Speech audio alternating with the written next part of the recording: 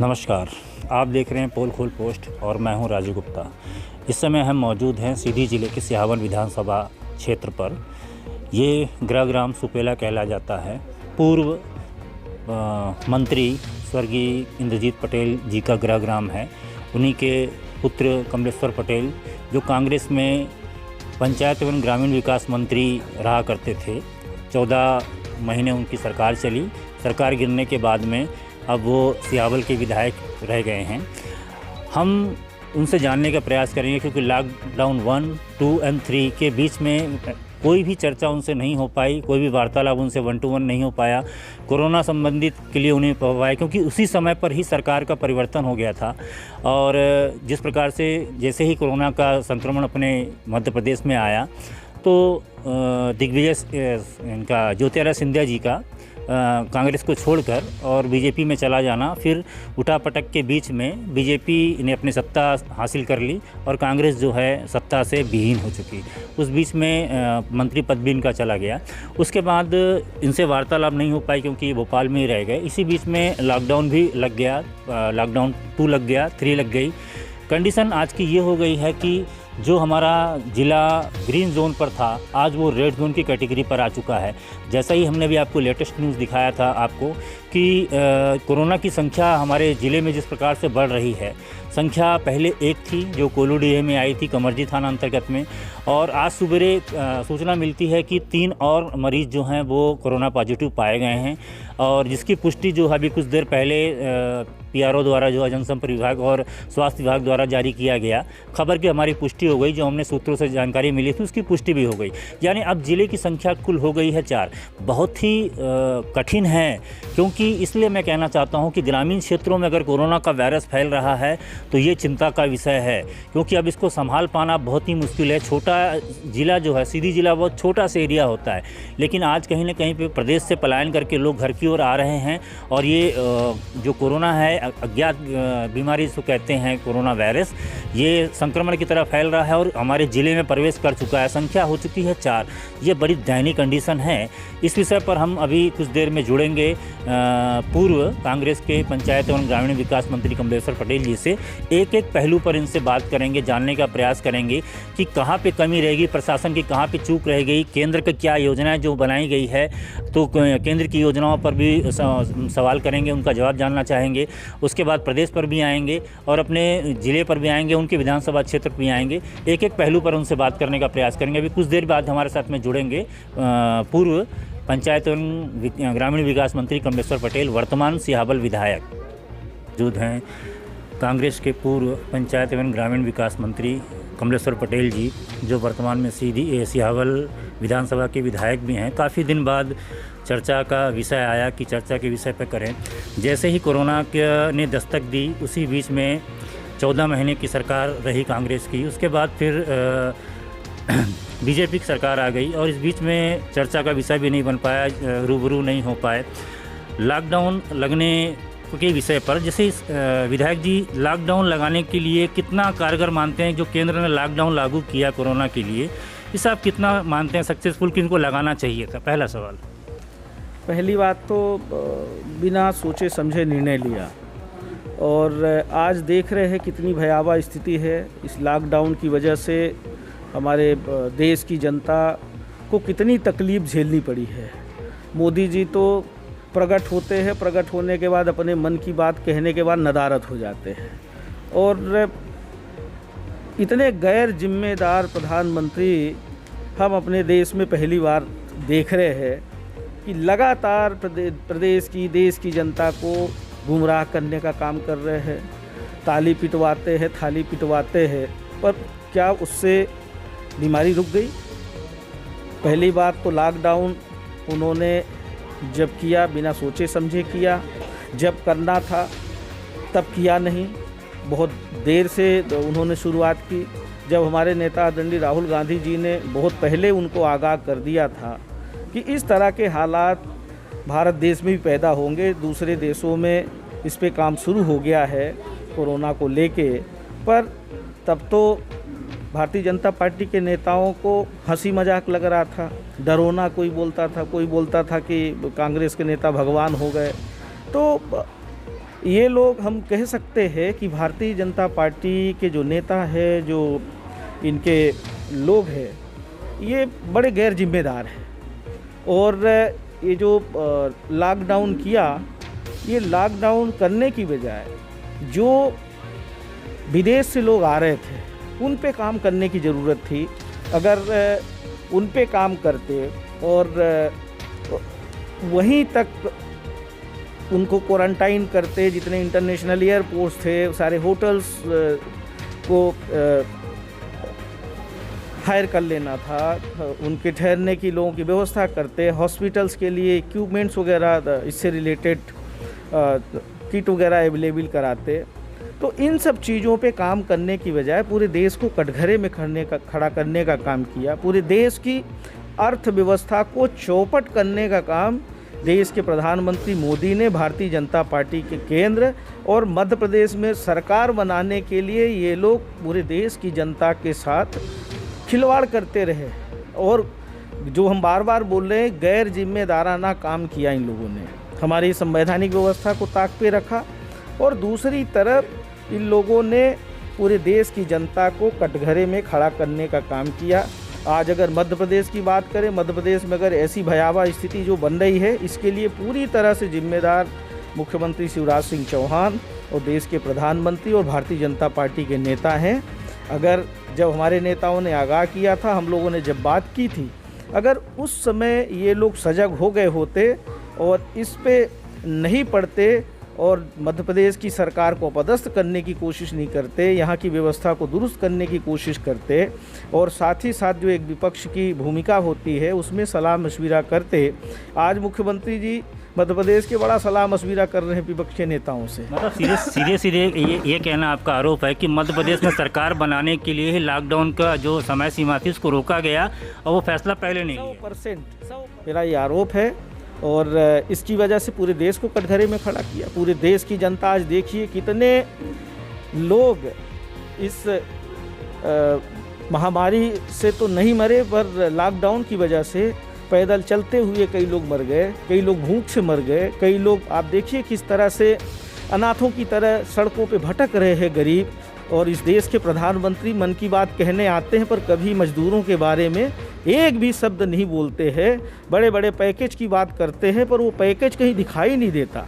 जनता की जेब में, किसानों की जेब में, श्रमिकों की जेब में कोई राहत राशि नहीं है। बातें होती है, मध्य प्रदेश की सरकार ने कहा हम 1,000 रुपये श्रमिकों के खाते में डालेंगे, जो लोग फंसे हुए उनके खाते में डालेंगे, कोई चिंता नहीं है। और ये हम समझते हैं कि बहुत ही गैर जिम्मेदार लोग हैं और ऐसे लोगों के हाथ में देश की बागडोर आ गई है।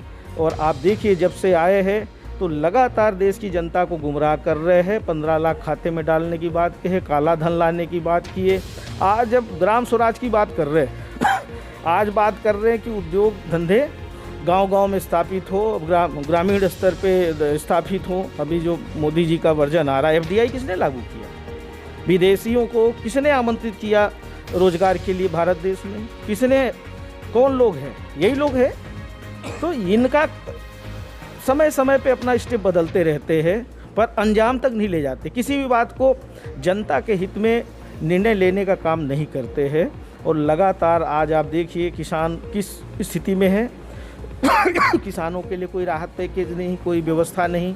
बातें करते हैं, फिर बातें कुछ दिन बाद आएंगे, प्रकट होंगे, फिर इस बात को नहीं करेंगे। जो पहले बात किए रहते हैं उसकी बात नहीं करते, आगे की बात करने लगते हैं। तो इस तरह की स्थिति है। आज मनरेगा योजना जो हमारी कांग्रेस सरकार ने लागू की थी, आज उस हम समझते हैं कि बड़ी देर से जागे, बड़ी देर से उनको समझ में आया कि ये देश के गरीबों के लिए एक बहुत बढ़िया रोज़गार का अवसर हो सकता है, बहुत अच्छा गांव के विकास के लिए एक बहुत बढ़िया अवसर हो सकता है। पर इसमें विसंगतियां, इसमें सबसे बड़ी विसंगति ये है कि जो मजदूरी का जो राशि तय है वो बहुत कम है। इसको कम से कम 300 रुपये करना चाहिए, 350 रुपये करना चाहिए। क्योंकि आज जितनी महंगाई हो गई है, हर चीज़ महंगा हो गया है, तो इतनी राशि में संभव नहीं है गुजर बसर करना। और इसका जो 100 दिन का है रोज़गार गारंटी, जो 100 दिन का था, इसको कम से कम 150 दिन करना चाहिए। और इसके लिए लगातार बात भी हुई, प्रयास भी हुए। तो मनरेगा की मजदूरी को बढ़ाना चाहिए और इसको कम से कम 150 दिन साल में जो है ना रोज़गार मिले लोगों को, इस पे काम करना चाहिए। और कृषि आधारित जो काम है उसको ज़्यादा इसमें शामिल करने की आवश्यकता है, जिससे किसानों को भी राहत मिलेगी और हमारा जो मजदूर है उनको रोज़गार के अवसर भी मिलेंगे।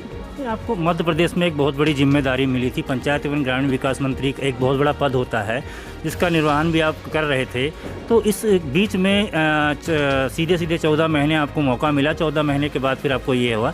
सिंधिया जी का सीधे चला जाना और पार्टी को छोड़ देना कहीं ना कहीं पे मतलब ऐसा ही लगता है। देखिए उन्होंने क्या किया ये प्रदेश की, देश की जनता देख रही है और अभी उनकी क्या दुर्गति हो रही है वो खुद भी महसूस कर रहे हैं। जिस पार्टी ने इतना सम्मान दिया, पद प्रतिष्ठा दी, देश और प्रदेश के कार्यकर्ताओं ने, कांग्रेस पार्टी के कार्यकर्ताओं ने, हमारे नेताओं ने मान सम्मान दिया और कहीं न कहीं उस मान सम्मान का उन्होंने सम्मान नहीं किया है और हम समझते हैं इसका खामियाजा वो भुगत भी रहे हैं और उसकी वजह से परेशानियों का भी सामना कर रहे हैं। और किसी भी नेता, हम तो कहते हैं कि एक सिद्धांत के साथ कार्य करना चाहिए और सिद्धांत बार बार नहीं बदलना चाहिए।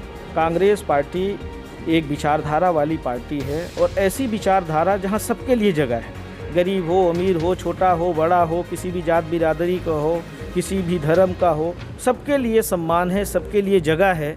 और ऐसी विचारधारा वाली पार्टी को छोड़ उनके जाने का मेन रीज़न क्या था? क्या उनके अंदर में इच्छा है? ये तो अति महत्वाकांक्षा ही हो सकती है और कोई कांग्रेस पार्टी ने तो उनको सम्मान में कहीं कमी नहीं की थी। वो CWC के मेंबर थे, कांग्रेस पार्टी के राष्ट्रीय महासचिव थे और केंद्र में पहले मंत्री भी बनाया था, लोकसभा चुनाव भी लड़े थे। अब वो हारे, तो हारने का कारण तो भारतीय जनता पार्टी से ही हारे थे। अब जिनने हराया वो पार्टी ज़्यादा अच्छी लगी, तो अब ये तो उनकी अपनी व्यक्तिगत विचारधारा हो सकती है, उनकी अपनी सोच हो सकती है, पर ये हम कह सकते हैं ये अति महत्वाकांक्षा में इस तरह का निर्णय लिया गया है। और हम कह सकते हैं कि ऐसे लोगों को प्रदेश की जनता कभी माफ़ नहीं करेगी। जिस मध्य प्रदेश में कांग्रेस की सरकार 15 साल बनने के बाद जिस तेज़ी से विकास के कार्य शुरू किए थे, जिस तरह से बिजली का बिल 1 रुपये 1 यूनिट, इंदिरा गृह ज्योति योजना शुरू किया, 25,000 से 28,000 से 51,000 रुपये कन्या विवाह के लिए किया, 300 से बढ़ा के 600 रुपये सामाजिक सुरक्षा पेंशन बढ़ाया, आपका तेंदुपत्ता का लाभांश 500 रुपये बढ़ाया, आपका गेहूं पे 160 रुपये बोनस देने का प्रावधान किया, जिसका वितरण का भी आदेश भी हमारी सरकार ने किया था। इस महीने में वितरण भी होना था। आपका किसानों का कर्ज माफ़ी का बहुत बड़ा निर्णय, आर्थिक तंगी होने के बाद भी हमारी सरकार ने प्राथमिकता से किसानों को मजबूती के साथ काम करने का काम किया और 1 लाख रुपए तक का किसानों का कर्जा हम माफ़ कर चुके थे और दूसरे 2 लाख तक का कर्जा माफ़ करने का तृतीय चरण का कर्ज माफ़ी का 1 जून से कार्यक्रम भी शुरू होने वाला था, जिसका आदेश भी जारी हो गया था। तो जिस तरह से किसानों के हित में हम काम कर रहे थे, किसानों का 10 हार्स पावर तक बिजली का बिल आधा करने का काम किया, आपका टेम्परेरी कनेक्शन जो अस्थायी कनेक्शन लेता है किसान, उसका भी शुल्क हम लोगों ने आधा करने का काम किया था। ऐसे बहुत सारे काम बहुत जल्दी में आपका जो औद्योगिक संस्थान है और नए औद्योगिक संस्थान स्थापित करने के लिए आपने देखा होगा मैग्निफिसेंट MP का जो आयोजन हुआ था कितना व्यवस्थित हुआ था और देश का कोई ऐसा औद्योगिक घराना नहीं था जो उसमें शामिल नहीं था, जो कमलनाथ जी के नेतृत्व में मध्य प्रदेश में औद्योगिक संस्थान स्थापित करने के लिए बहुत सारे लोग सहमति जताए थे। हम कह सकते हैं कि चहुमुखी विकास के दायरे में तेज़ी से कार्य हमारी सरकार कर रही थी और ऐसी सरकार को जो जनता से चुनी हुई थी खरीद फरोख्त करके गिराने का काम किया है। अभी चुनाव होने दीजिए और चुनाव के बाद फिर से कांग्रेस की सरकार बनेगी, क्योंकि जहां भी उपचुनाव होगा वहां की जनता माफ़ भारतीय जनता पार्टी को नहीं करेगी, न जो कांग्रेस पार्टी से चुने हुए विधायक थे जो भाजपा में शामिल हो गए उनको भी माफ़ नहीं करेगी। पुनः कांग्रेस की सरकार मध्य प्रदेश में बनेगी। पर ये जो अभी कोरोना का जो इतना बड़ा संकट है, इसके लिए जो ज़रूर हम सबसे गुजारिश करेंगे अपने सीधी सिंगरौली ज़िले के साथ साथ पूरे मध्य प्रदेश की आम जनता से भी ये निवेदन करेंगे कि हम लोग तो हमारी सरकार ने ही, माननीय कमलनाथ जी ने 3 महीने का खाद्यान्न वितरण करने का आदेश मध्य प्रदेश सरकार को दिए थे और वो खाद्यान्न 3 महीने का वितरण हुआ था। उसके बाद जो आदेश हुए, कहीं खाद्यान्न मिला, कहीं नहीं मिला, ये अव्यवस्थाओं का आलम रहा है। आज भी बहुत सारे लोगों को मानते हैं कि कहीं गेहूं पहुंचा तो कहीं चावल पहुंचा, कहीं ये वितरण प्रणाली में भी गड़बड़ियां हुई हैं और समय पे खाद्यान्न नहीं पहुंचा है। इसके लिए मध्य प्रदेश सरकार को व्यवस्था करनी चाहिए। हमारे पास पर्याप्त भंडारण है और इसके लिए देखिए, जब तक सरकार में बैठे हुए लोगों की इच्छा शक्ति के ऊपर डिपेंड करता है कि गरीबों के प्रति उनकी सोच क्या है। तो मुझे उनकी सोच में थोड़ा खोट ज़रूर लगता है। बातें तो बहुत बड़ी बड़ी की 30-30 हज़ार रुपये बोले पंचायतों को हम देंगे, पंचायतों को भी वो राशि इसके लिए नहीं अवेलेबल हुई, अभी तक नहीं आई है। हमने पंचायत मंत्री रहते हुए हमने 1800 करोड़ रुपए 74वें वित्त आयोग का जो हमने आदेश किया था कि हर पंचायत में वो राशि पहुँच जाए, आज तक वो राशि नहीं आई है। तो कहीं न कहीं जो प्रदेश में मुख्यमंत्री जी बैठे हैं, प्रदेश में जो सरकार वर्तमान में चल रही है, वो ग्राम पंचायतों के लिए जितनी व्यवस्थाएं करनी चाहिए, गरीबों के लिए जितनी व्यवस्थाएं करनी चाहिए, कहीं ना कहीं उसमें कमी है, उसमें सुधार की आवश्यकता है, सोचने की आवश्यकता है। और ये हमारा गरीब ही तो है जो हमको बनाता है। आज हम देखें कि चाहे वो खेती किसानी वाले लोग हों और चाहे कोई भी औद्योगिक संस्थान हो या कहीं भी आप देखिए, अगर ये मजदूर काम नहीं करते हैं तो कोई भी संस्थान नहीं चल सकता। आज देखिए, जब मजदूर घर की ओर पलायन कर रहे हैं या काम नहीं करना चाह रहे हैं तो लोग ताले जड़ रहे हैं, औद्योगिक संस्थान ताले जड़ रहे हैं, उनको आने नहीं दे रहे हैं। तो मजदूर के बिना हमारे देश का निर्माण नहीं हो सकता है। इसलिए इनके प्रति गहरी चिंता करने की मध्य प्रदेश सरकार को भी आवश्यकता है और देश की सरकार को भी आवश्यकता है। जो कमी दिखाई दे रही है, आज आप देखिए कितने सारे लोग ट्रकों में भर के आ रहे हैं, मोटरसाइकिल से आ रहे हैं, पैदल आ रहे हैं। कई लोगों की जीवन लीला समाप्त हो गई पैदल चलते चलते, भूख से, एक्सीडेंट से, कहीं सर्पदंश से। कितने लोगों की जिंदगियां बर्बाद करने का काम किया। जितने कोरोना से नहीं मरे होंगे लोग, उससे कहीं ज़्यादा ये मजदूर हमारे श्रमिक अपना जीवन समाप्त किए हैं इस कोरोना महामारी की वजह से, लॉकडाउन की वजह से। और इसके लिए पूरी तरह से प्रदेश की सरकार और केंद्र की सरकार जिम्मेदार है। अभी भी हम भी पहले भी अपील किए हैं, कई बार पत्राचार भी किया है, बात भी की है, फिर अपील कर रहे हैं कि जो लोग जहां भी फंसे हुए हैं उनको सुरक्षित उनके घर तक पहुंचाने का काम मध्य प्रदेश की सरकार करे। और इसके लिए उनको हर संभव प्रयास करना चाहिए, मदद करनी चाहिए। हमारे छात्र छात्राएं भी कई जगह फंसे हुए हैं, जो कोचिंग के लिए जाते हैं, बड़ी जगह पढ़ने के लिए जाते हैं, आज भी वो भटक रहे हैं और सरकार की तरफ से पहल नहीं हुई। इंदौर और भोपाल में हमने बहुत पहले पत्राचार भी किया था, बात भी की थी, पर अभी भी लोग परेशान हैं। इन सब चीज़ों पर काम करने की आवश्यकता है। मुझे विश्वास है कि मध्य प्रदेश सरकार जागेगी और कुछ अच्छा करेगी। एक लास्ट और संक्षिप्त में सवाल, लॉकडाउन 4 लगने से पहले बीच में ही देश के प्रधानमंत्री नरेंद्र मोदी जी आए थे और उन्होंने साफ तौर पे कहा कि 20 लाख करोड़ का एक पैकेज है। ये 20 लाख करोड़ का पैकेज क्या जनहित में जारी हो पाएगा, लोगों तक पहुंच पाएगा, इसका फ़ायदा? अब मोदी जी की बातों पे विश्वास नहीं होता है। उनका पैकेज कहाँ आता है, कहाँ जाता है, ये समझ से परे है। जब से देश के प्रधानमंत्री बने हैं बहुत बड़ी बड़ी बातें की है, पर किसी को लाभ मिला नहीं है और देश की आर्थिक व्यवस्था भी ठीक नहीं हुई है।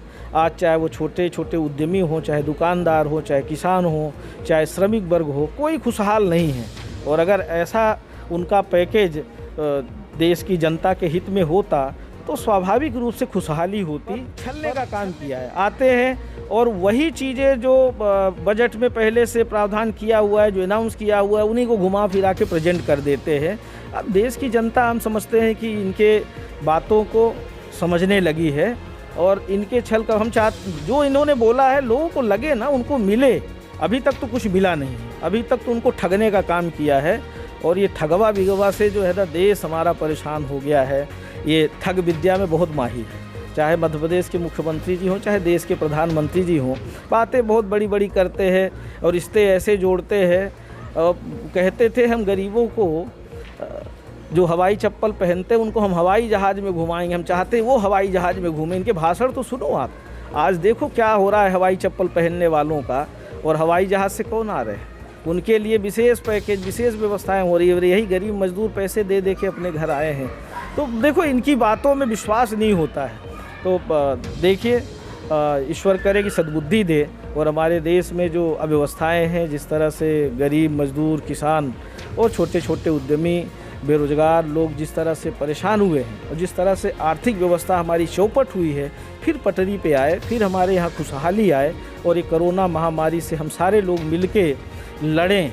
और लड़ाई कोई युद्ध नहीं करना है, युद्ध हमें अपने आप को बचाव करके, अच्छा व्यवहार करके, लोगों की मदद करके, बस सोशल डिस्टेंसिंग जो हमारा डॉक्टर्स लोग जो सलाह देते हैं उसका पालन करके हम बार बार ये निवेदन कर रहे हैं। सबसे निवेदन हमारा है कि हम इसका ज़रूर ख्याल रखें कि हम कहीं भी इस बात का ज़रूर ख्याल रखें कि जो सरकार की गाइडलाइन है, जो हमारे डॉक्टर सलाह देते हैं, उसका ज़रूर हम पालन करें।